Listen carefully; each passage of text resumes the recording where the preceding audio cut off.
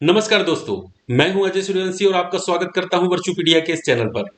दोस्तों, अगर आप किसी भी प्रकार के कंपटीशन एग्जाम की तैयारी कर रहे हैं, बैंकिंग, एसएससी, यूपीएससी, तो आप बिल्कुल सही प्लेटफॉर्म पर है।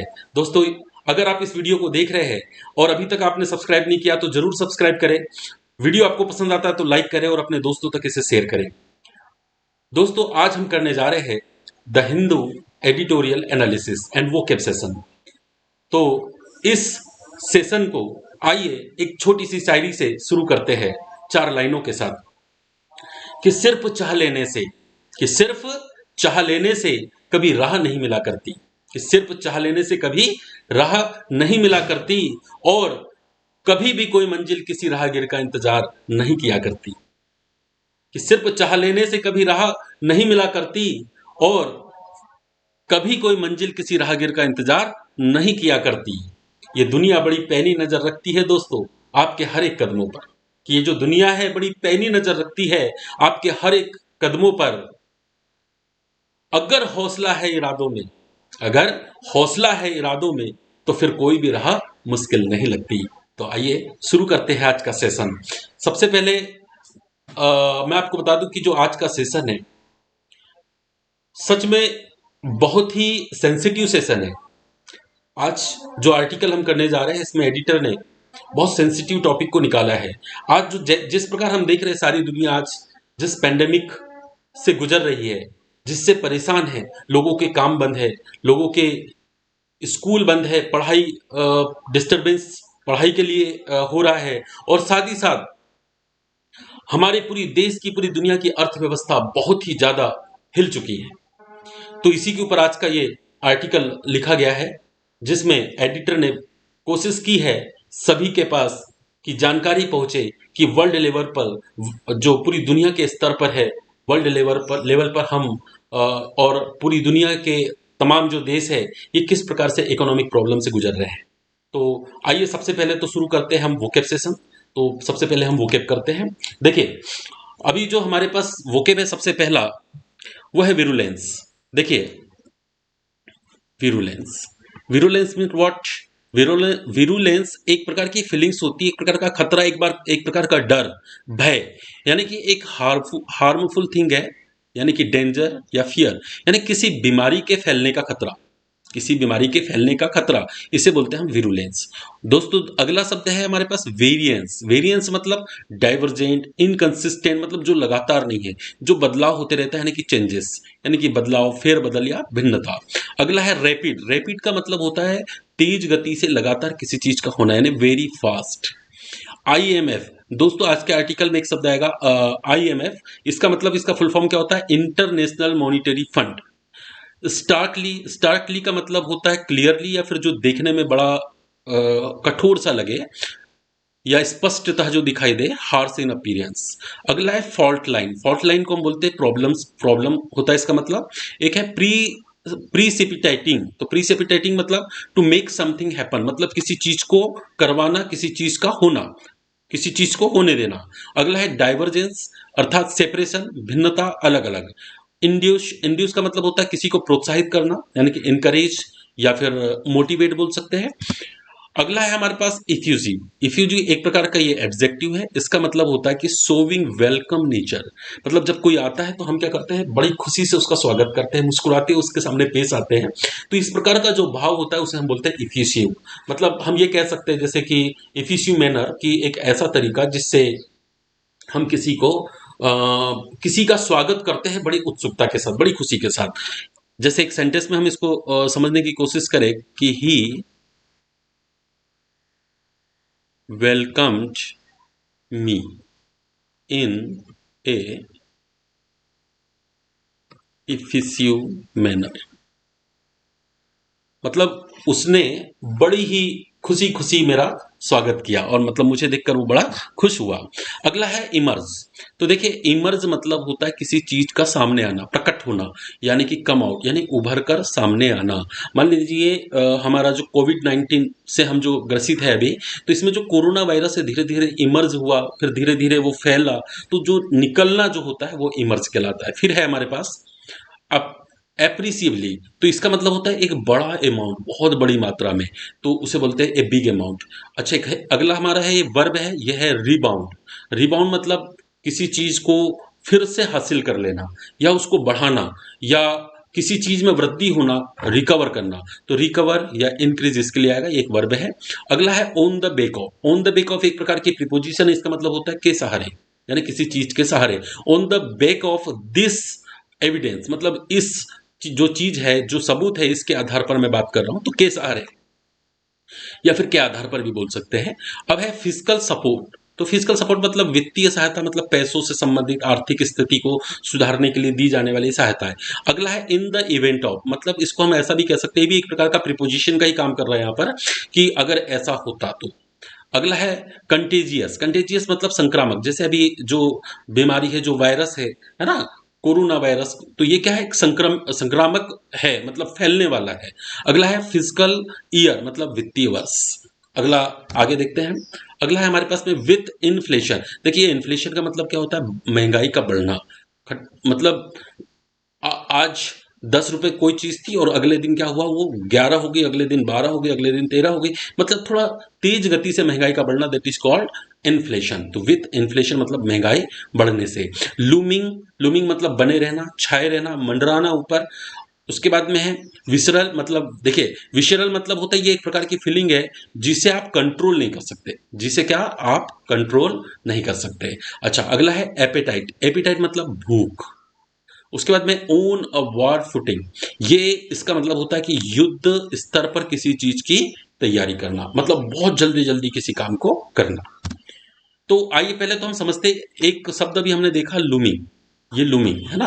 तो एक हम अलग से एक शब्द लेते हैं अभी, फेडिंग। लूमिंग और फेडिंग को समझना बहुत जरूरी है, स्पोकन में भी बहुत ज्यादा काम आता है, और साथ ही साथ ये एग्जाम की दृष्टि से भी बहुत इंपॉर्टेंट है। देखिए लूमिंग लूमिंग को कैसे समझते हैं, देखिए ये जो लूमिंग है, इसका मतलब है कोई भी चीज धीरे धीरे धीरे धीरे आगे आती है, आगे या सामने आना, को धीरे धीरे आगे सामने आना। अब वो कुछ भी हो सकता है, जैसे कोई प्रॉब्लम्स है, पहले छोटी थी फिर धीरे धीरे वो बढ़ रही है, मतलब हम उसको बोल रहे हैं लूमिंग, कि कोई चीज है जो सामने आ रही है ना, कि मतलब हमारी ओर बढ़ते जा रही है। और वो धीरे धीरे क्या होता है, इस लूमिंग में कोई भी चीज जो है धीरे धीरे स्पष्ट दिखाई देने लगती है, स्पष्ट दिखाई देने लगना।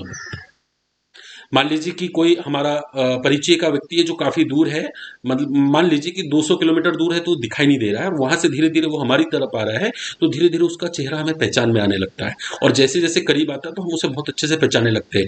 तो ये जो धीरे धीरे विजिबिलिटी जो होती है, विजिबल होना, इसी को कहते हैं हम लूमिंग। तो देखिए मतलब हम इसको बोल सकते हैं विजिबल होना, है ना, धीरे धीरे विजिबल होना। अच्छा, अगला है फेडिंग, है ना। फेडिंग का मतलब क्या है, ये लूमिंग का ठीक अपोजिट है। इसका मतलब हुआ कि कोई भी चीज धीरे धीरे धीरे धीरे आंखों से ओझल होना, धीरे धीरे ओझल होना। भाई कोई चीज है जो धीरे धीरे क्या हो रही है, आंखों से ओझल हो जा रही है, दिखाई देना कम हो जा रहा है। जैसे मान लीजिए कि एक गाड़ी है या एक कार है हमारे सामने, और वो जा रही है हमसे दूर, तो अभी तो स्पष्ट दिख रही है, लेकिन थोड़ी देर के बाद में धीरे धीरे क्या होगा, वो कम दिखना चालू हो जाएगा, धीरे धीरे वो बहुत ही फैड हो जाएगी, यानी धीरे धीरे दूर जाना, है ना, इसको हम बोलेंगे दूर जाना भी बोलेंगे। मान लीजिए अगर हम इसका एक सेंटेंस में अगर हम मतलब उपयोग करते हैं, देखिए जैसे हमने बोला कि एग्जाम्स, जो हमारे एग्जाम्स है, एग्जाम्स आर लूमिंग, इसका मतलब हुआ कि हमारे जो एग्जाम है वो नजदीक आ रहे हैं। और अगर अगर हम ये कहें कि your friend is looming there, मतलब वो वहां से जो तुम्हारा दोस्त है वो दिखाई दे रहा है, धीरे धीरे समझ में आ रहा है कि वो है। ऐसे ही हम फेडिंग के लिए भी बोल सकते हैं, जैसे कुछ बोल सकते हैं कि द प्रॉब्लम इज फेडिंग, इसका मतलब अब जो प्रॉब्लम है वो खत्म होते जा रही है। अब देखिए लूमिंग को हम पॉजिटिव वर्ड और नेगेटिव वर्ड दोनों बोल सकते हैं, उसी प्रकार फेडिंग को भी बोल सकते हैं। मान लीजिए अगर मैंने कहा कि द प्रॉब्लम इज फेडिंग, मतलब धीरे धीरे दूर हो रही, खत्म हो रही, तो ये तो हमारे लिए पॉजिटिव बात हो गई। लेकिन अगर मानो मैंने यहीं पर कह दिया हैप्पीनेस, भाई हैप्पीनेस इज फेडिंग, इसका मतलब यहाँ पर फेडिंग शब्द क्या हुआ, अब नेगेटिव मीनिंग दे रहा है। उसी प्रकार लूमिंग जो है ना, ये भी सेम वही है। हमने कहा भाई एग्जाम्स आर लूमिंग, अगर मैं यहाँ पर कह दूं कि भाई हैप्पीनेस इज लूमिंग, इसका मतलब क्या हुआ कि खुशियां धीरे धीरे करीब आ रही है, मतलब ये तो पॉजिटिव बात हो गई ना। अगर मैं इसी को अगर मैं बोल दूं कि प्रॉब्लम इज लूमिंग, तो भाई धीरे धीरे क्या हो रहा है कि प्रॉब्लम जो है वो सामने आ रही है। तो इसका मतलब ये कभी पॉजिटिव अर्थ होता है, कभी नेगेटिव अर्थ, जैसी सिचुएशन वैसे ही अर्थ देते हैं। तो आगे समझते हैं। इसमें एक चीज और आएगी हमारे पैराग्राफ में, एक है लिटिल ऑप्शन, है ना, इसको समझते हैं, और एक है ए लिटिल ऑप्शन। इसको हम पहले समझने की कोशिश करते हैं लिटिल ऑप्शन को। ये जो लिटिल है ना, ये एक प्रकार का नेगेटिव मीनिंग वाला वर्ड होता है। इसका मतलब होता है बिल्कुल ना, इसका मतलब ये समझ लो कि है ही नहीं। फिर भी वो बोलते समय ऐसा लगता है कि भाई थोड़ा बहुत कुछ होगा, पर वो किसी काम का नहीं, अगर है भी तो किसी काम का नहीं। मतलब ये नेगेटिव सेंस देता है, मतलब काम नहीं होने वाला। अगर मैं बोलता हूं कि I have little option,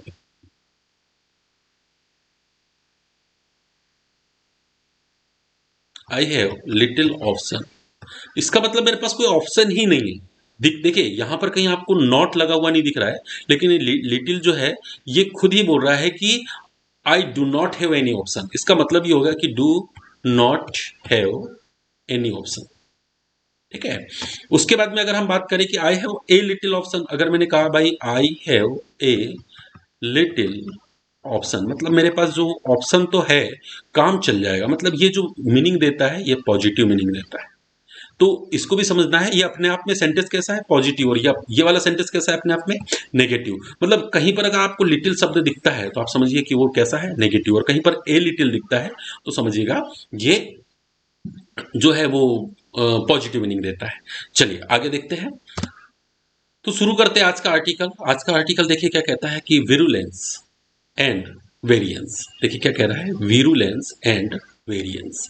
virulence मतलब हमने अभी देखा, मीनिंग में देखा था, विरुलेंस का मतलब क्या होता है कि किसी बीमारी के फैलने का खतरा, और वेरिएंस का मतलब होता है विभिन्न प्रकार, अलग अलग। तो अलग अलग तरीके से कोई चीज का मतलब फैलना। अब देखिए भाई, जैसे कोरोना की ही बात करते हैं हम, तो कोरोना फर्स्ट स्टेज पर आया था, तब इसने कुछ अलग तरीके से रिएक्ट किया। फिर जब ये सेकंड स्टेज पर आया तब अलग तरीके से रिएक्ट किया। तो ये इसकी विभिन्नता है ना। अब लोग कह रहे हैं इसकी थर्ड वेव भी आने वाली है, मतलब थर्ड वेव हो सकता है ज़्यादा खतरनाक हो सकता है कम खतरनाक हो, मतलब इसकी वेराइटी जो है वो अलग अलग प्रकार की हो जाए, है ना। तो देखिए खतरा एंड उसमें विभिन्नता, इसके बारे में ये आर्टिकल है। कह रहा है कि पॉलिसी मेकर मतलब जो नियम बनाते हैं कि भाई ऐसा करो वैसा करो, तो पॉलिसी मेकर्स जो है हैव लिटिल ऑप्शन। देखिए अभी हमने थोड़ी देर पहले लिटिल ऑप्शन के बारे में बात की थी कि policy makers have little option, कि जो पॉलिसी मेकर्स है उनके पास एकदम है ही नहीं, कोई ऑप्शन नहीं बचा। लिटिल ऑप्शन मतलब कोई ऑप्शन नहीं बचा। हाँ, अगर मैं यहां पर ए लिटिल ऑप्शन कर दूं तो इसका मतलब कि कोई ऑप्शन है ना। परंतु यहां पर क्या है, लिटिल ऑप्शन, क्या पॉलिसी मेकर्स जो है उनके पास कोई ऑप्शन ही नहीं बचे। बट टू, ये जो बट टू है ना, बट अपने आप में एक कंजक्शन है, लेकिन जब ये बट टू है इसका मतलब के सिवा, मतलब इसके सिवा कोई उपाय ही नहीं है। इसका मतलब हुआ कि इसके सिवाय कोई उपाय नहीं।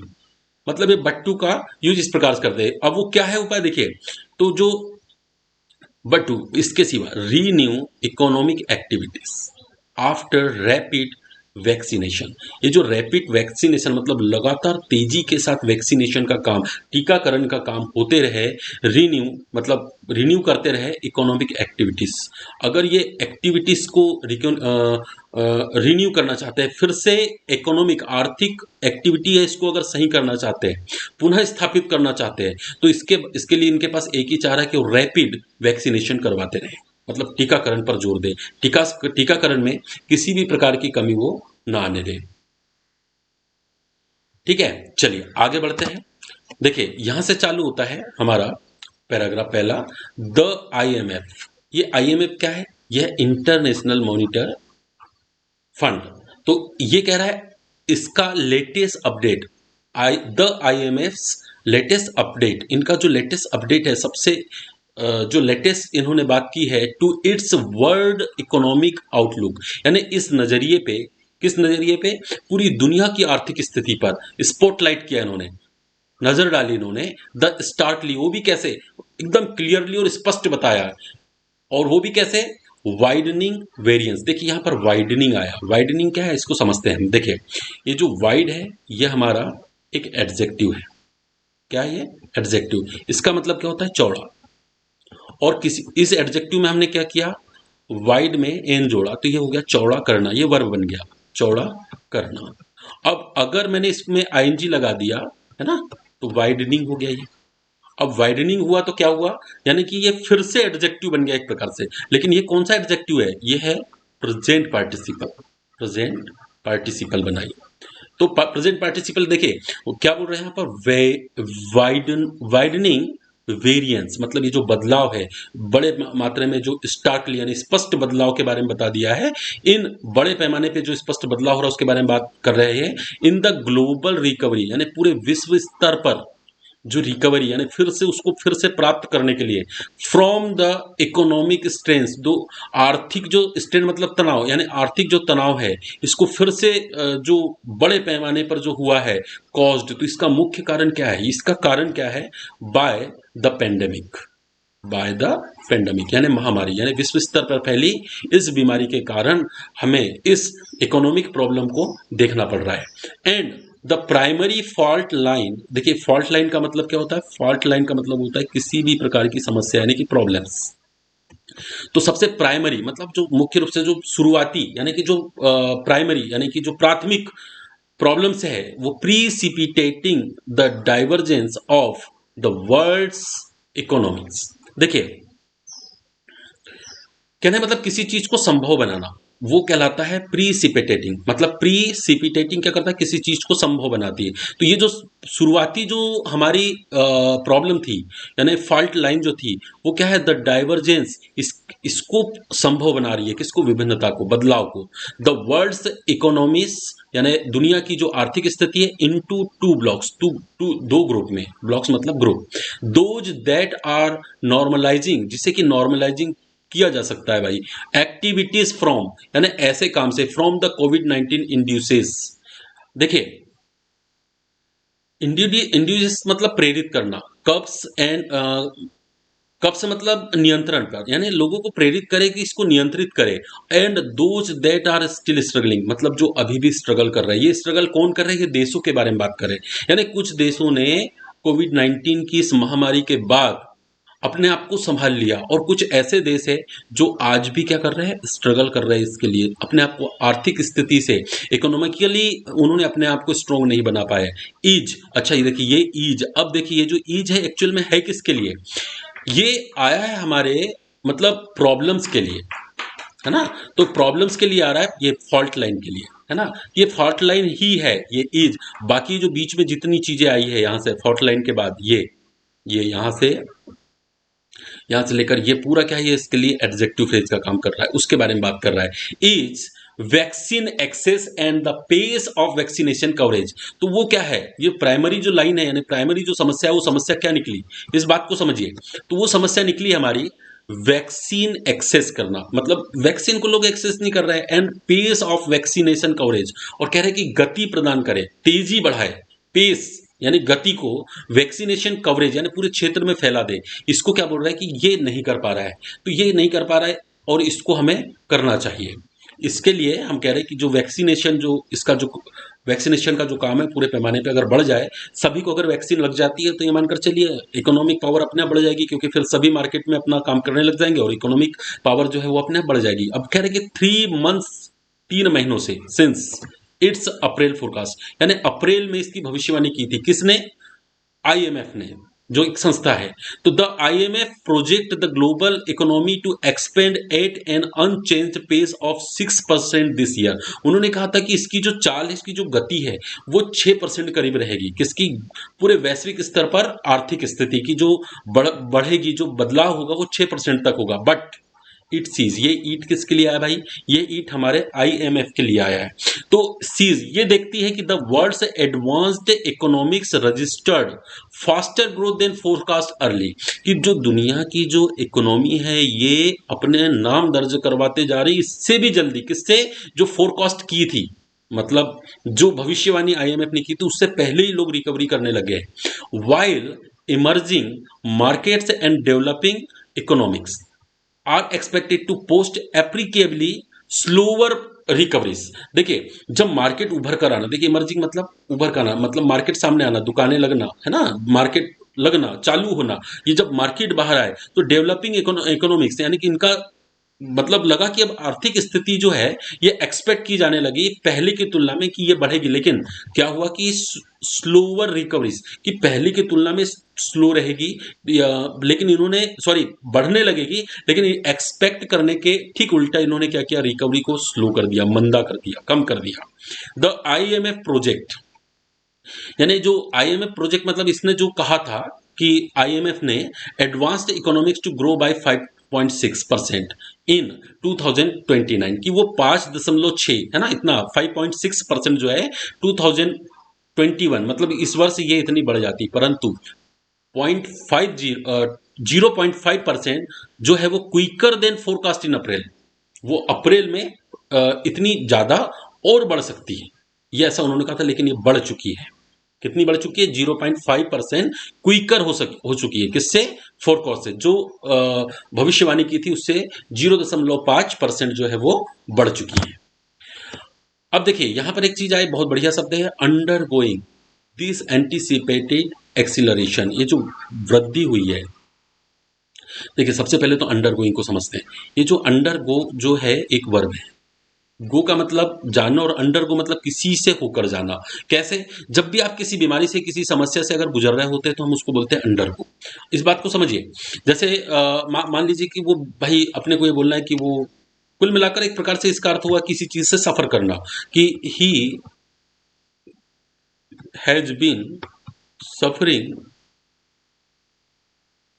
From malaria. हमने कहा भाई वो मलेरिया से काफी दिनों से बीमार है, तो वो क्या कर रहा है, अपना ट्रीटमेंट अगर करवाता तो he is under going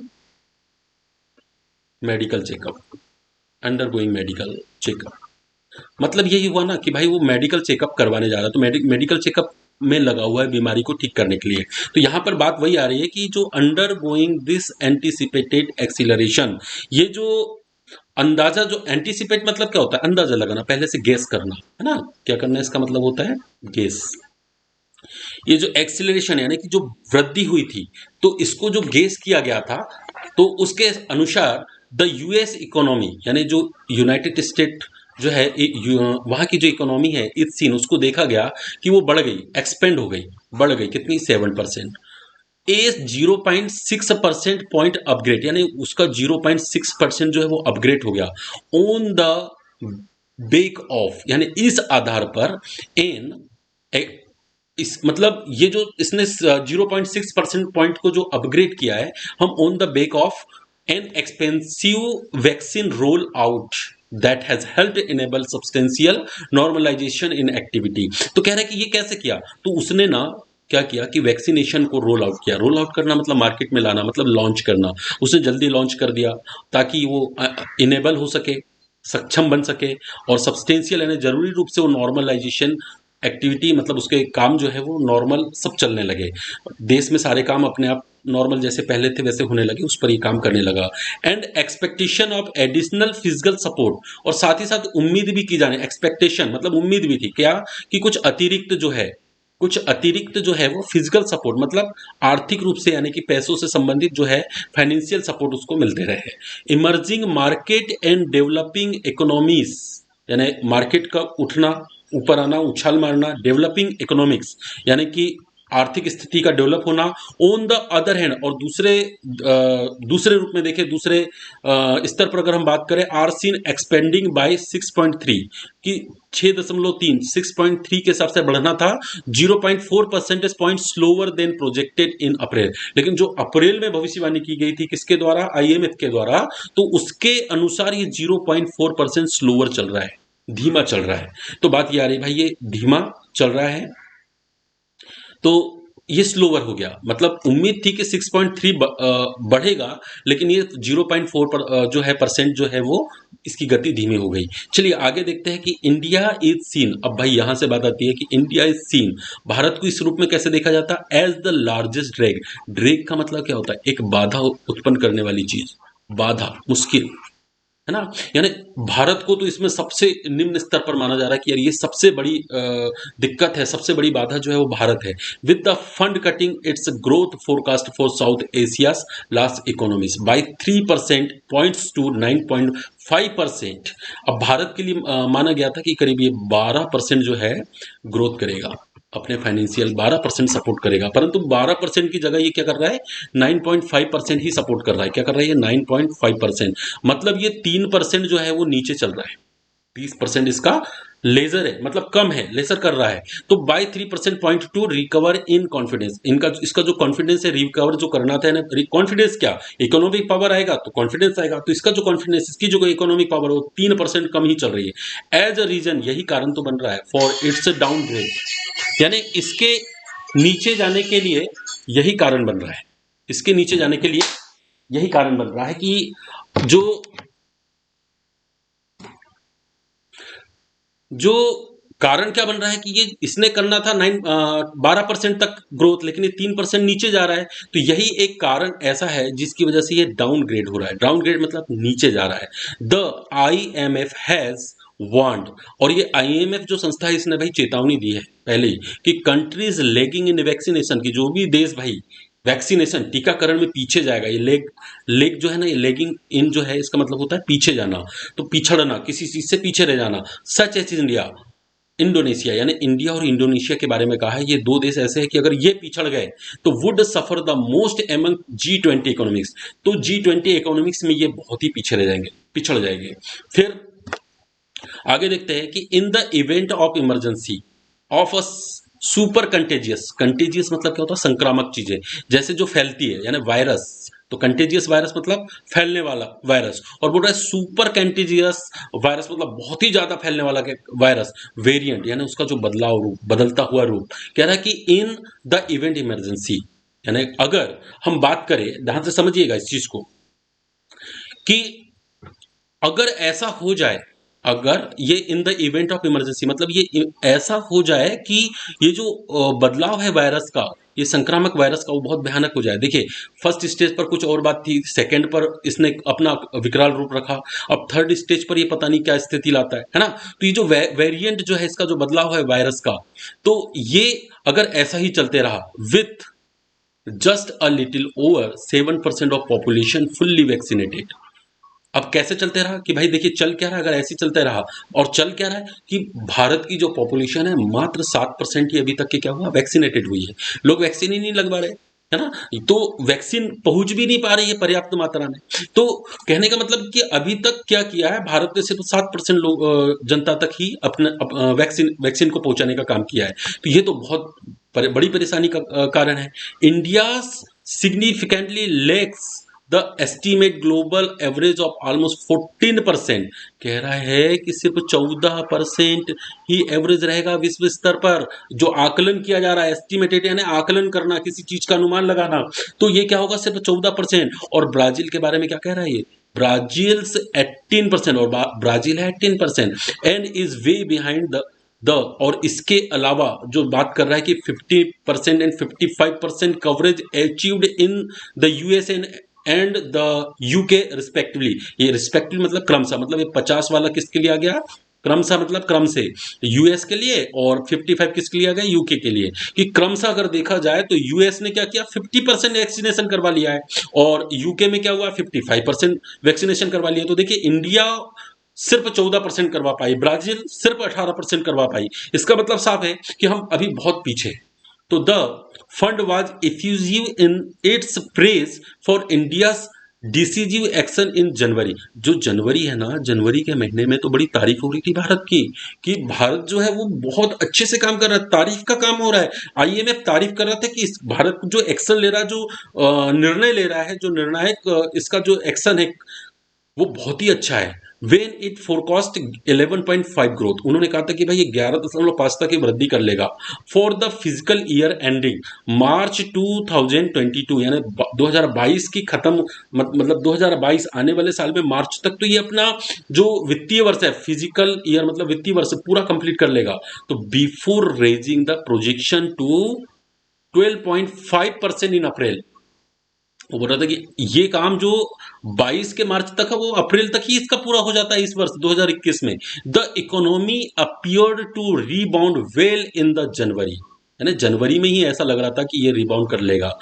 March quarter, यानी जनवरी से मार्च के बीच, जनवरी फरवरी मार्च तीन, और एक साल का तीन क्या है, चौथा हिस्सा है, तो चौथा हिस्से को क्या बोलते हैं, क्वार्टर। तो ये क्वार्टर बोले मार्च तक ही कंप्लीट कर लेगा। That it has now downgraded it's outlook, so subsequently reflects the extent to which the second wave has severely impaired momentum. देखिए क्या कह रहा है, लेकिन ये सेकंड वेव में ही इतना टूट गया भारत कि ये डाउनग्रेड हो गया। यानी डाउनग्रेड मतलब, भाई डाउनग्रेड का मतलब है कि आप नीचे जा रहे हो, ये देखिए डाउनग्रेड है ना, डाउन और ग्रेड, ग्रेड मतलब उसका लेवल, और डाउन मतलब नीचे आ जाना। तो क्या हुआ, डाउनग्रेड हो गया कि ये नीचे आ गए आउटलुक, यानी नजरिया अगर देखा जाए इसका, तो आउटलुक कैसा है यहाँ का, भारत नीचे ही चला जा रहा है। विद द इन्फ्लेशन लूमिंग, देखिए इन्फ्लेशन लूमिंग ये क्या है, इसका मतलब है मूल्य दर में वृद्धि होना, यानी महंगाई बढ़ना। तो ये लूमिंग हो रहा है, ये हमारी तरफ आ रहा है ना, महंगाई बढ़ते ही जा रही है एज अ विशरल थ्रेट, और जो कि एक ऐसा डर, थ्रेट मतलब तो धमकी होता है, लेकिन यहाँ डर, धमकी और डर दोनों लगभग इक्वली होता है ना, क्योंकि धमकी मतलब डर होगा तो धमकी होगी, कि एक प्रकार का डर बना हुआ है जो खत्म ही नहीं होने वाला, कि यार ये महंगाई क्या करेगी, है ना, इससे पूरी जनता परेशान है। Demand yet to regain traction and political appetite in government for more physical support negligible. अब देखिए जो मांग है, जो डिमांड है, वो अभी भी कैसी है, वो सुचारू रूप से चालू नहीं हुई है। ट्रैक्शन मतलब रास्ते पर चलते रहना, मतलब चाल उसने पकड़ी ही नहीं है। और जो पॉलिटिकल भूख है, राजनीतिक जो भूख है, वो कैसी है, जो गवर्नमेंट की, वो क्या बोल रहा है कि फिजिकल सपोर्ट, यानी जो वित्तीय सहायता जो मिलना चाहिए वो ना के बराबर है। मतलब ये मानकर चलिए कि भारत के पास वित्तीय सपोर्ट तो है नहीं। अब इंडिया पॉलिसी मेकर, यानी इंडिया की जो पॉलिसी बनाने वाले लोग हैं, जो पॉलिसी मेकर्स है, हैव लिटिल ऑप्शन। देखिए लिटिल ऑप्शन के बारे में हमने पहले भी चर्चा की थी। लिटिल ऑप्शन मतलब एकदम नहीं, ना के बराबर होना। तो लिटिल ऑप्शन बट टू, सिर्फ इस चीज के अलावा कि हैस्टन द वैक्सीन। हैस्टन मतलब क्या होता है भाई, हैस्ट मतलब जल्दी, और ये लग गया तो एन लग गया, तो ये क्या बन गया, वर्ब बन गई। देखिए ये हैस्ट है ना, हैस्ट इसका मतलब होता है जल्दी, और अगर इसमें एन लगा दिया तो ये बन गया जल्दी करना, ये वर्ब बन गई जल्दी करना। तो ये जल्दी करना मतलब या तो जल्दी करे, ये किसमें, the vaccine roll out. Roll out मतलब बाहर लेकर आना, मतलब लॉन्च करना। रोल आउट का मतलब होता है किसी भी चीज को लॉन्च करना, मार्केट में लेकर आना, कि जल्दी करे वैक्सीन, वैक्सीन में वो भी कैसी जल्दी करे, own own a war footing, मतलब युद्ध स्तर पर काम करना है, मतलब बिल्कुल नहीं रुकना, बिल्कुल चलते ही रहना है। लोगों को प्रेरित करो और वैक्सीन की व्यवस्था करो कि भाई सभी को, हालांकि कर रही है गवर्नमेंट, आज टीवी के माध्यम से, कई सोशल मीडिया के माध्यम से जनता को भी जागरूक कर रही है कि भाई वैक्सीन लगवाने जाइए आप। कई प्रकार के जनता के मन में भी डर था, लेकिन धीरे धीरे वो डर दूर हो रहा है। तो कह रहे हैं कि ऐसे धीरे धीरे काम नहीं करने से काम नहीं चलेगा। वो कह रही है, मतलब आईएमएफ संस्था जो है वो कह रही है कि भैया आपको ये युद्ध स्तर पर काम करना पड़ेगा, नहीं तो क्या होगा भाई, ये जो फैलर है, अगर आप इसमें असफल होते हैं, टू एक्सपेडाइट, इस बात को समझिए। देखिए अगर आप इस बात में फेल हो जा रहे हैं, अगर आप फेल हो जा रहे हैं किस चीज को, एक्सपेडाइट करने को, यानी कि कवरेज करने को। कवरेज मतलब कि उस सारे क्षेत्र में उस चीज को पहुंचाने में अगर आप फेल हो जा रहे हैं, तो इसका कुड, यहाँ कुड का जो है वो फ्यूचर के लिए अंदाजा लगाने की बात की गई है। जब फ्यूचर में कोई बात अंदाजे को बहुत श्योरिटी के साथ जब बोला जाता है अंदाजा करके, तो हम उसके लिए क्या करते हैं, कुड का इस्तेमाल करते हैं। तो कह रहा है कि कुड कॉस्ट द कंट्री, यानी इसकी कीमत जो है कंट्री को उठानी पड़ेगी, कैसे, डियरली, बहुत ही बड़े पैमाने पर। ये जो डियर शब्द है ना, इसके कई अर्थ होते हैं। डियर मतलब क्या होता है, तो प्यारा होता है, माय डियर फ्रेंड बोलते हैं ना, मेरा प्यारा मित्र, डियर सन प्यारा बेटा। और इस डियर का मतलब क्या होता है, महंगा भी होता है, महंगा, यानी कोई चीज अगर महंगी है तो हम उसको बोलते हैं डियर। और एक चीज ये भी कह सकते हैं कि अगर कोई चीज हमारे लिए लाजवाब चीज है, उसके लिए भी हम कह सकते हैं कि भाई ये डियर है, लाजवाब, लाजवाब, it is dear to me, है ना। एक बात याद रखना, डियर के साथ जो प्रीपोजिशन का यूज करते हैं हम, है ना, वो टू करते हैं, कि कोई मुझे बहुत प्यारा है तो डियर टू मी। हाँ, तो बात यहां पर क्या हो रही कि कुड कॉस्ट द कंट्री, ये देश को इसकी जो कीमत है वो बहुत महंगी चुकानी पड़ेगी। डियरली, बहुत महंगा पड़ेगा। तो सबसे पहले जो एडिटर का कहना है कि भाई देश में वैक्सीनेशन का काम जल्दी करवाया जाए, नहीं तो ये बहुत बड़ा थ्रेड बनकर आएगा और द कॉस्ट ऑफ मतलब अगर हम इसकी लापरवाही करते हैं, इसमें अगर हम केयरलेस रहते हैं, केयरलेसनेस अगर हमारी बंद नहीं होती, कम नहीं होती है, तो the cost of this careless must be dearly. ये कैसी होगी? बहुत महंगी होगी। तो इस बात, ये हमारा यहाँ पर जो राइटर है कहना चाह रहे हैं। देखिए हमने आज क्या देखा, एक तो हमने देखा लूमिंग क्या होता है ना, इसमें सीखे हमने। एक हमने देखा कि फेडिंग क्या होता है ना। इसके बाद में हमने एक डियर के बारे में समझा कि डियर के साथ में क्या है, टू प्रीपोजिशन का यूज करेंगे। एक हमने देखा लिटिल, ये लिटिल क्या है, लिटिल मतलब ये नेगेटिव सेंस देता है। क्या देता है? Negative sense. इसका मतलब ही होता है ना के बराबर। क्या होता है? ना के बराबर, ना के बराबर। और दूसरा क्या है हमारा? A little. क्या है? A little. ए लिटिल ये पॉजिटिव अर्थ देता है ना, ये पॉजिटिव चीजें बताता है। मतलब इसमें ज्यादा वो कोई चीज को ऐसा लगता है कि कोई काम हो सकता है, यानी संभव, किसी काम को संभव बनाता है। संभव, एक मिनट, किसी भी काम को क्या करता है? वो संभव बनाता है। तो किसी भी काम को संभव अगर बताना हो तो हम वहां पर लिटिल का यूज नहीं करेंगे, हम क्या करेंगे? ए लिटिल का यूज करेंगे। ये पॉजिटिव देता है और ये जो है वो नेगेटिव मीनिंग देता है, मतलब नहीं है। इतनी चीज हमने सीखे और इसके साथ ही हमने एक एक चीज और आती है जो बहुत ज्यादा आता है, रोल आउट। तो सॉरी सॉरी सॉरी, ये ई है, रोल आउट। मतलब इसका ही मतलब होता है किसी चीज को लॉन्च करना।